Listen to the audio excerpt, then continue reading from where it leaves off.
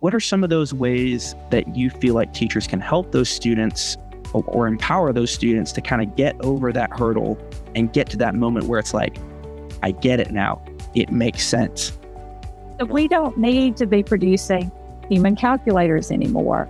So what we need to be producing are very thoughtful people who can reason through the mathematics, who can figure things out, who can problem solve.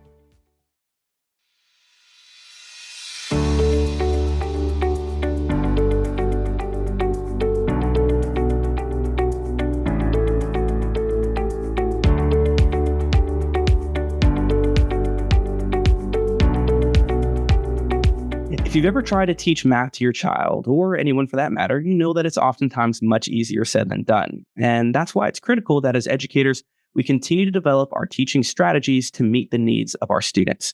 To talk more about this with us is Dr. Angela Barlow. She's professor of mathematics education and the dean of the College of Education and Professional Studies at the University of South Alabama, also a graduate of Lowndes Academy, an AISA member school.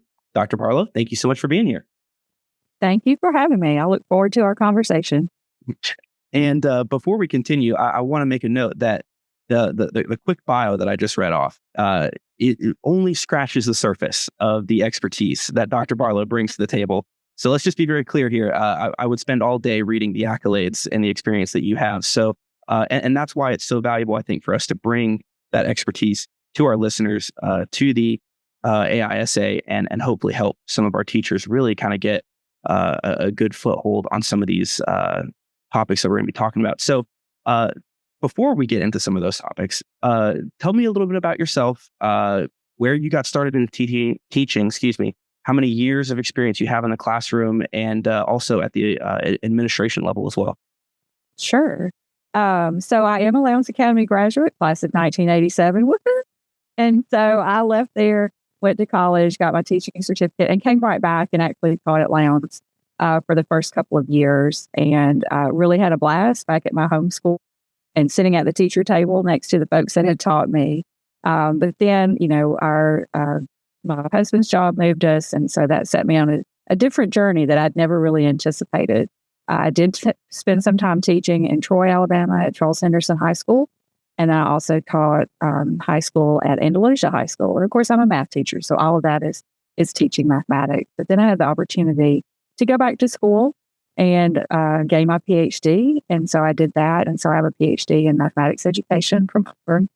And then after that, I've held several faculty positions at different institutions, including the University of West Georgia, Ole Miss, Middle Tennessee State University, and University of Central Arkansas before landing here at South Alabama. Probably one of the most impactful years of my career was in 2008, 2009, that school year. And at that time, I was in Mississippi, and I took a course release. And instead of teaching a course at the university, I taught third grade math that year.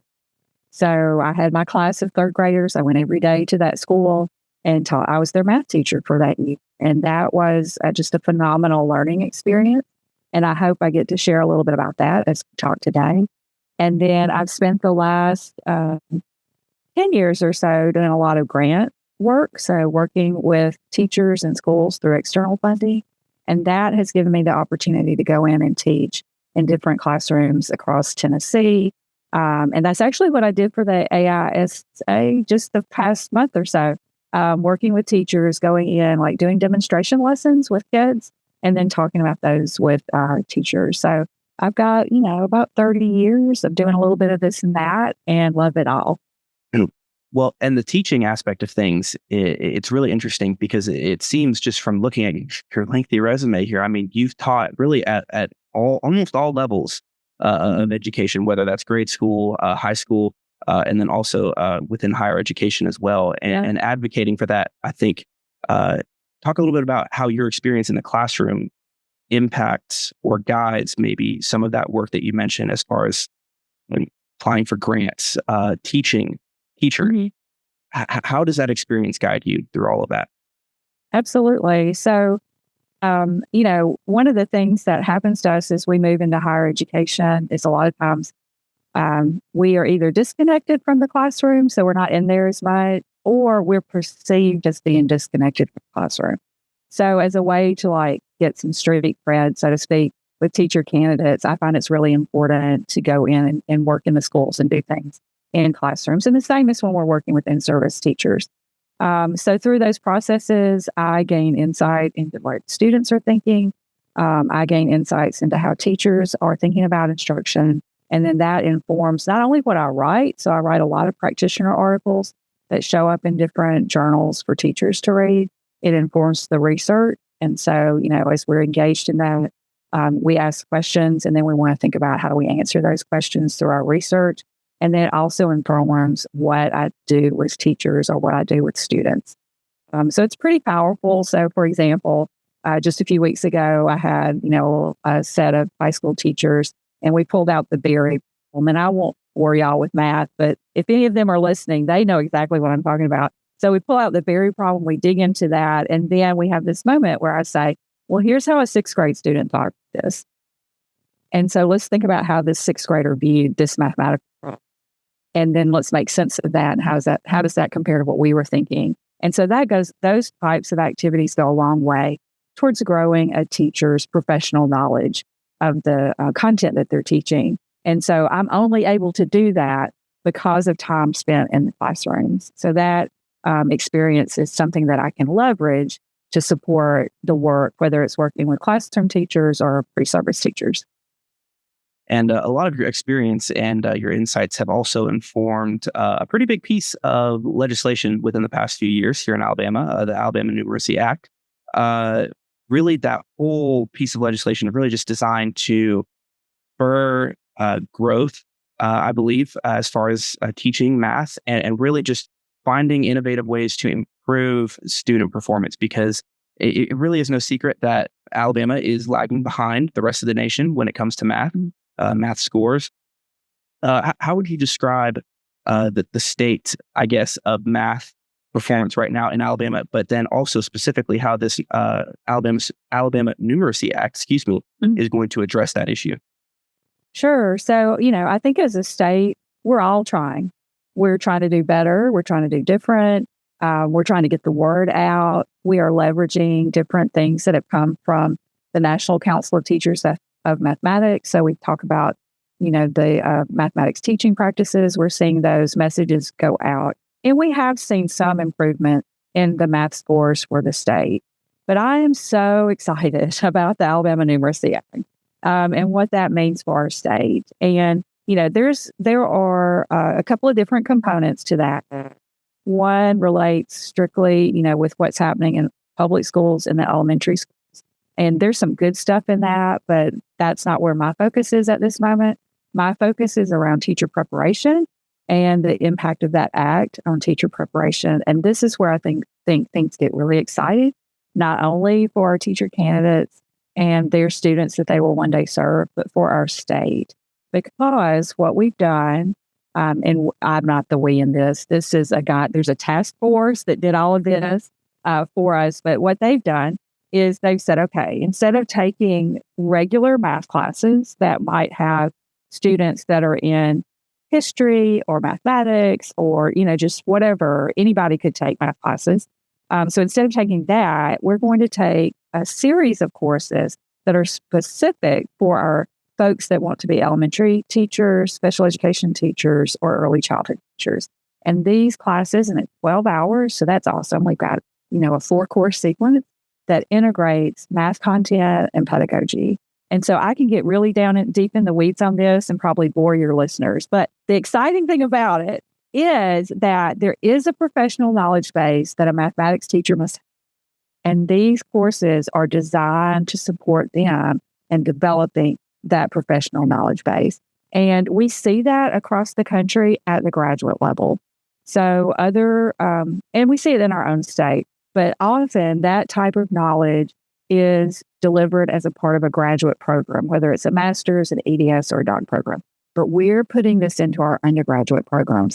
And that is going to make us stand out compared to all of the other states in the country. Because in other states, they keep the content and the pedagogy separate, and we're going to integrate it, and we're going to see the payoff. So this is exciting to me because not only are we doing something wonderful for our future teachers and for our future students. But the rest of the country is going to be looking at us to see how it's done, because other places are not even able to talk about this because they keep everything separate. So while we may be not leading the nation with the best test scores at the moment, we are definitely putting in some things that are going to benefit our students. We're going to see those the dramatic impact of that in our classrooms, and this is exciting. So Alabama is leading in this way. And I, at the University of South Alabama, am really working to support the state in that way. So we have, groups of people that I meet with and talk with, and we're trying to all figure this out together so that we're all impacting our classrooms. And that's what it's all about, is supporting our students. Yeah, absolutely. Student success, student achievement is certainly the primary focus here. And of course, we're focusing a lot on the teacher aspect of things right now. But yes, that end goal is the thing we got our eyes on the prize with that. And when you look at some of these different steps and some of the things that you mentioned that the Alabama Numeracy Act seeks to accomplish here, I won't lie, it can seem maybe a little daunting for all of the steps that need to be taken, all of the development that teachers need to undergo, principals, heads of school as well. What encouragement can you offer to maybe some of those folks who are looking at this and it's like a grocery list of big things that maybe feel like insurmountable, or that, oh my goodness, it's going to take 2, 3, 5+ years to achieve what they're asking? What encouragement do you have for those people? It's interesting that you asked me that question, because as I talk to different people across the state about this particular component of the Numeracy Act, there is a lot of hesitation. There's a lot of nervousness. There's a lot of, oh my goodness, how do we make this happen? And so I just look at them and say, it's going to be okay. We're going to take this one step at a time. And here's what I can do to help. So, for example, I don't know when this particular episode is going to air for the podcast, but we are already planning. So we have a meeting that we're hosting on December 9th. And I was hoping to have about 15 people show up, but now we're up to about 40 people from around the state who are coming to Mobile, here to the University of South Alabama. And we're going to figure some things out. So we'll put up, here's what the law is saying. Here's some things we're doing here at South Alabama. Here's how we're thinking about it at other places. And so we're pulling those key stakeholders together to have that conversation to set their minds at ease. So I think that's the main point that I would want people to hear that are nervous about this, is that you're not in it alone.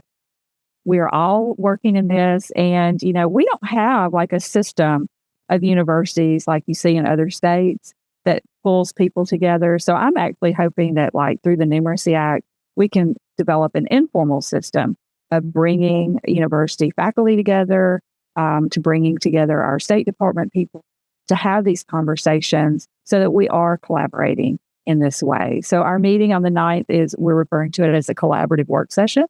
And I hope that it's the first of several, so that we work together to figure out what is the best way forward in meeting the expectations. Well, it's certainly going to be valuable, I think, for folks to be able to attend, gatherings like that, to really learn from each other. Because I do feel, and you as an educator for so long could probably attest to this, perhaps sometimes it's easy to get or feel isolated in whatever your field is, where maybe you feel a little bit on an island, like, am I doing a good job? Like, my students are struggling, or some are doing well. Am I doing what I need to be doing? Am I giving them the best that I have to offer? So these learning opportunities are so critical. And when we talk about all of this as well, when students are at that high school and that post-secondary level, math is something where you really have to already have that foundation set. You can't be teaching a lot of the basics that that you learn in those earlier grades. So talk a little bit about how the Numeracy Act, and then also some of these development sessions that you've been part of, want to address that early learning period, those first few years in school, and how that really can set students up for success later on. Right. Well, part of the Numeracy Act, in addition to preparing teachers who have developed that knowledge base that they need to effectively teach mathematics, it also includes language around making sure that students at the elementary grades meet the foundations mathematically, like you're speaking. So, they want to make sure that by a certain grade, they have the number foundations that they need. They'll be working with developing a fraction screener because we know that's probably the most difficult topic in the elementary grade levels. So making sure that by fifth grade, they've gained the understanding that they need to, move forward and be successful with the mathematics. And to do all of that, they've put in place that all public elementary schools in the state will have a mathematics coach to work with teachers so that they can make sure that those benchmarks are being met. And of course, we already have in place our AMSTA folks across the state. So we have the regional in-service center. So they're all tied into supporting that work as it continues into the middle and high school grade levels as well. And I think foundationally to every bit of it is the mathematics teaching practices that I mentioned earlier, which, came out a decade ago. They've been re-released in the new 10-year anniversary edition. But they really foundationally focus on student engagement, student reasoning about mathematics. And so if we can engage our students in those types of activities in the math classroom, then we're setting them up for success down the line. So I think we have a plan, and we've just got to get it in place, get the right people in the room, and then give teachers the support they need as they engage in that professional learning so that they can enact that in their classroom. Mhm. Well, and it's really interesting with math specifically. I know sometimes people are thinking, it's math. It doesn't ever change. It's the same. It's been the same. And but it's not. But it's not. And so that was one thing I wanted to ask was how, when you talk about all this professional development for teachers, that it is so critical. And tell us why. Like when you first started out in your teaching career to today, what are some of the big differences that you feel like are there as far as how teachers teach and students learn the subject of math? Yeah, so I would say, so I want to take us way back. So like in the 70s, when I was in elementary school, I just told my age. When I was in elementary school in the 70s, we were in the middle of what we call the back to basics movement. And so that was a focus on algorithms or procedures, following the steps, etc. In other words, we were trying to produce human calculators. Well, since then, everybody has a calculator. And I can remember, I'll tell you this, Michael, like I can remember in the 90s or even 80s, like people would say, they need to be able to do this by hand because you won't always have a calculator. Now, we all today have a phone in our hand, and that phone has a calculator, so we don't need to be producing human calculators anymore.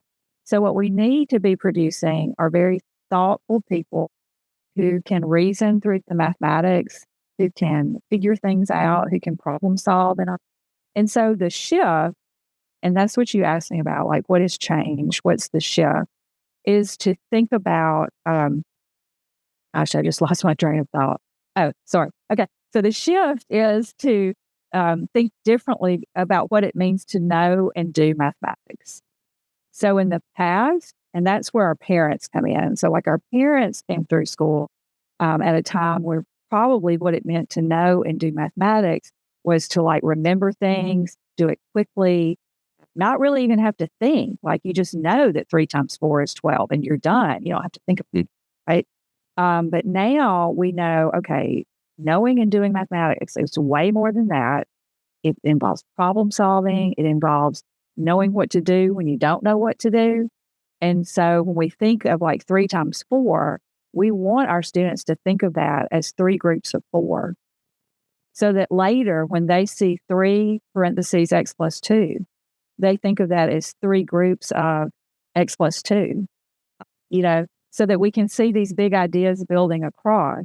So that even later they can build on that. And then, I won't go beyond Algebra 1 in that example, but there are other ways to build on that so that you find success in the ideas. Just they seem normal and natural. They're not a mystery. I think that's another thing that we as parents didn't really have the opportunity to think about. It's like a lot of stuff, it was just a mystery. Like, why is this true? I don't know. You just stick to it. Like when you go to divide fractions, why do you change it to a multiplication problem and then invert or use the reciprocal of the second fraction? There's a lot of people out there like, I don't know. You just do it. Don't ask me. Just do it. But this is a different day, and we want to make sense of those things. And they do make sense. And our students, once we open it up and say, math is not about being smart in math, it's not limited to doing it fast and having a great memory. If you can open that up, then what you've done is given every student access to mathematics. You've given every student a pathway towards being successful in a math. And so you think about if you're putting a team together to do something, whatever it is, you don't want 4 people that can all do the same thing. You want 4 people that bring different strengths to the table who then collaborate to accomplish the task. That's what we want to be seeing in our math classrooms. You may have the one person who can see things, reasoning, and they can draw it out for you. You'll have another person who'll think about it, from this slightly different perspective, and maybe they can represent it numerically. But if we can pull all those strengths together, that's a better world to be in. And that's more realistic of the world folks are moving into as adults. They're not going to be out there asked to be a human calculator. They're going to be asked to be a problem solver and to use the skill base that they have to work together to solve big problems. Yeah. And of course that, principle can really be applied to all areas of life, really, not just math, problem solving, finding out new ways to engage with the task at hand and really being able to kind of broaden our horizons and think about things in different ways, which is really an interesting thing that I feel like you've been able to accomplish. And it's something that I myself have actually seen firsthand. You mentioned the professional development with the AISA and our Ignite professional development for math teaching strategies down in Mobile at UMS Wright. And I sat in on the first session of that a couple months ago, I believe. And it was really interesting seeing how it's not just the way that you structured it was really fascinating to me. It's not just you talking at teachers and saying, do this, look at the board, do that. It's very much a lead by example. You had students, actual high school students in the classroom, you had them separated in groups and you presented a problem. We don't need to get into the fine details of it, but you presented a problem to them. And it was interesting to see how you were able to really engage with each group wherever they were and take those different perspectives, like you mentioned. Is that something that you feel like should be really one of the main takeaways for teachers right now, is to find out where students are as it relates to the problem that they're trying to solve, and then trying to help them and walk alongside them and expand upon some of those basic concepts to then really achieve the ultimate goal, which is to, hey, this is the answer, and here's why. Yeah, basically what I'm getting at. Talk a little bit about how you try to engage with students, both in a collective classroom setting, but then also individually. What are some of the challenges and how does that look like? Yeah, so you did a pretty good job of recapturing 3 days that we spent together over a 6-week time period, even though you were only there for the first day. I think that was part of the big idea that folks walked away with, is that, well, we said it on the first day. A lot of times when we're in the classroom, we are teaching to the middle. So there's a group of kids who walked in and they already know it. And so they have not learned anything new that day. There's a group of kids that walks in and they're not really prepared to engage in what you're talking about. So they don't gain anything. And so we teach to the middle, and we're hoping that group learns something on that day. So what I demonstrated through that lesson that I did with the students is, okay, if you have the right task that you put in front of the students and they all can access it, what they're doing in that task is going to differ depending on where they are, like in a learning trajectory. But the key is everybody's learning something. They're not all learning the same thing, but they're all learning something. And the something, whatever that is moving them closer to a target, a learning target or a goal that you're not going to accomplish in one day. And I think that was one of the big ideas that the teachers in those sessions walked away thinking about, is that you cannot come into a lesson and think, okay, today I'm going to teach factoring and I'm going to do it. And 85% of my kids are going to master it by the end of the lesson. That's just not realistic. So we have to think more about what does the learning trajectory look like for factoring, and where do you start? Where are your students? Where do you start? And then how do you nudge them along so that they actually do master it over time? It takes time to think through those big ideas. And so in that particular lesson, we had different groups. And the challenge is listening in on each group and understanding what those students in that group are thinking. And then what's the question to ask that nudges that group forward, because it's going to be different from what this other group is thinking about and talking about. And then facilitating that conversation afterwards so that each group is learning from the other groups through that discussion process. It was really cool to see it happen. Mhm. Those kids, they didn't know me. They didn't know the other folks in the room. They were a little shy to begin with, but they were starting to really cook and come up with some great ideas there towards the end. And I wish that we could have come back again the very next day and followed up with them. But that leads me to the other, I think, big idea that we realized as a part of that Ignite training is that there is, if you teach like low level in terms of cognitive demand. So if you think about like having to do 3 times 4 and say, oh, the answer is 12 because I've memorized it, that is not cognitively demanding. Like you didn't have to use your brain. It was recall. That is very different from a different type of problem where you have to really think. So we talk about that in terms of high cognitive demand. And what we walked away thinking about is if we always engage students with low cognitively demanding tasks, then they're only prepared to do They'll meet that expectation. that have low cognitive demand. But if you use high cognitively demanding, and this is supported by research, so this is just not me making stuff up. This is years of research behind it. But if you use high cognitively demanding tasks, then not only will students be successful with those, but they'll also do the low task as well. So, there's been studies that show, let's say you've got 2 classrooms and you teach one set of students with like the traditional way of teaching. I'm going to show you what to do. You're going to practice it, and then you're going to try to remember that, right? You compare those students to another classroom where they're actually problem solving, engaging in thinking, etc. If you give those 2 classes the same like skills-based test, they do about the same. If you give those 2 classes a test on problem solving or reasoning, the second class that I described well outscores that first class. So what that tells us is this class that spent all that time problem solving gained those skills, but they also acquired the skill set of the procedures and all because they did about the same as the class who spent all of their time doing those procedures. So you're not getting as much bang for your buck by just spending more time on procedures, but you are getting there's a huge return and a huge payoff when you do the high level task with students. So those were kind of the key ideas that we walked away thinking about, and it all started by examining those students and those classes as they engaged with tasks. So it's pretty cool. Well, and it's a difficult process sometimes to really impart that mindset of problem solving. But as difficult as it can be sometimes, it certainly is worth it, as you just described. Now, I'll speak from my experience, harkening back to my days in school. I remember statistics was something at college. Man, I hated statistics. I did not get it. It was just not my thing. But what would be your advice to those teachers out there who had a student like me, who kept hitting those roadblocks, kept maybe hitting that frustration as far as trying to learn some of these concepts at any level, really? And what are some of those ways that you feel like teachers can help those students or empower those students to kind of get over that hurdle and get to that moment where it's like, I get it now. It makes sense.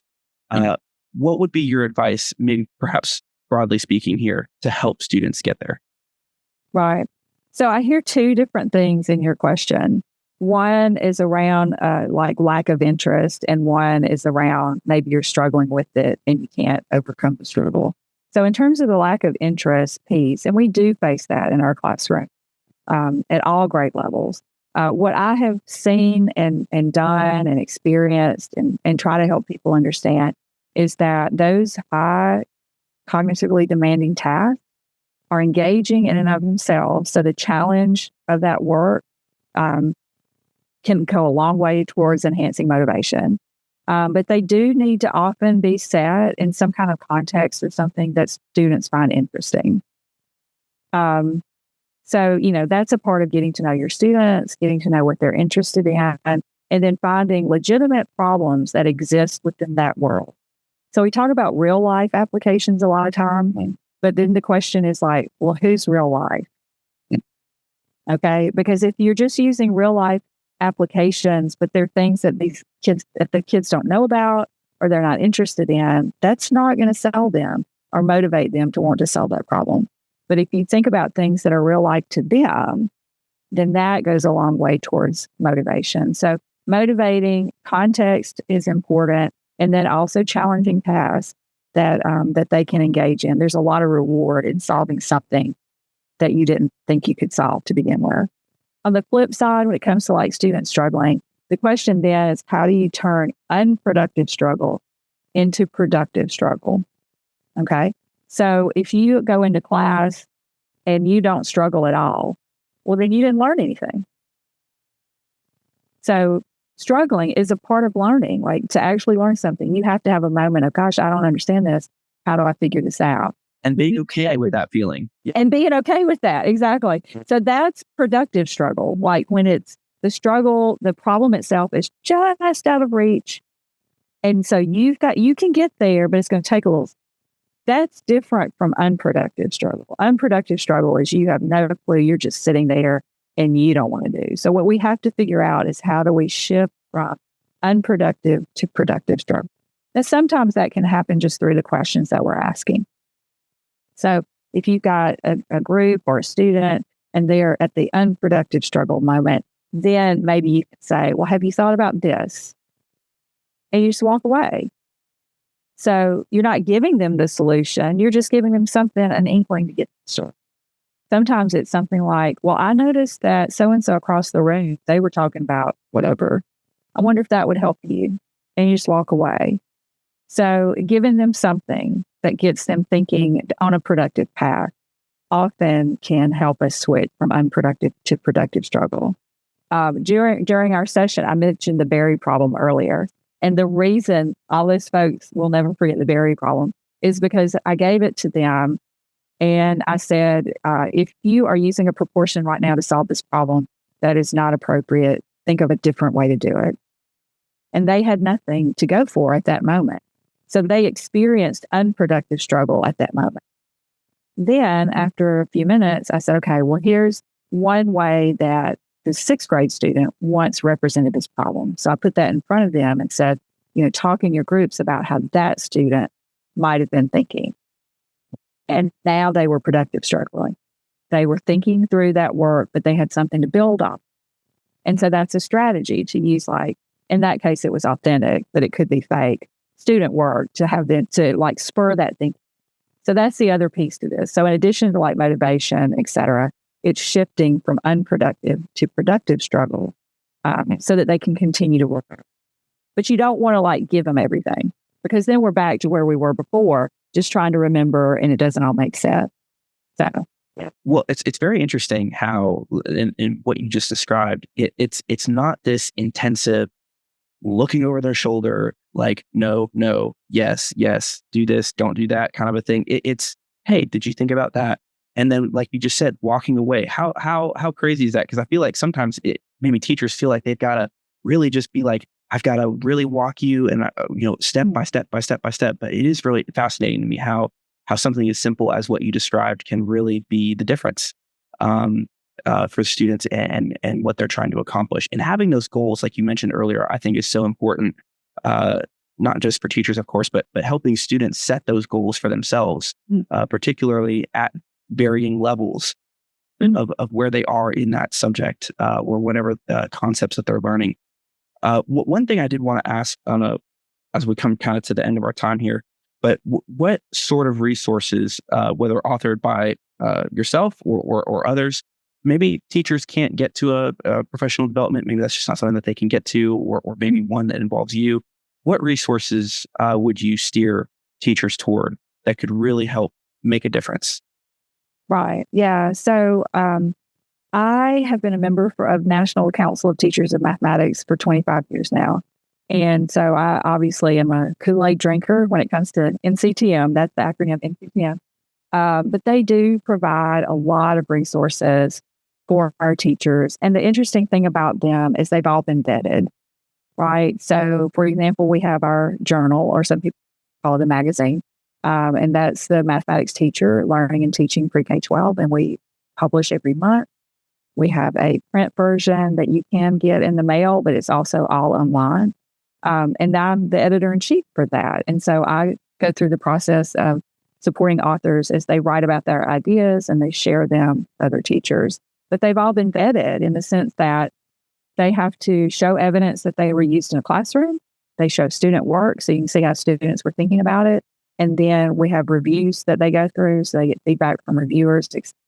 And, the same is not necessarily true for the things that you find on the internet, right? And so we have really great resources that are all based on research. And in addition to the journal, there are books. They do webinars.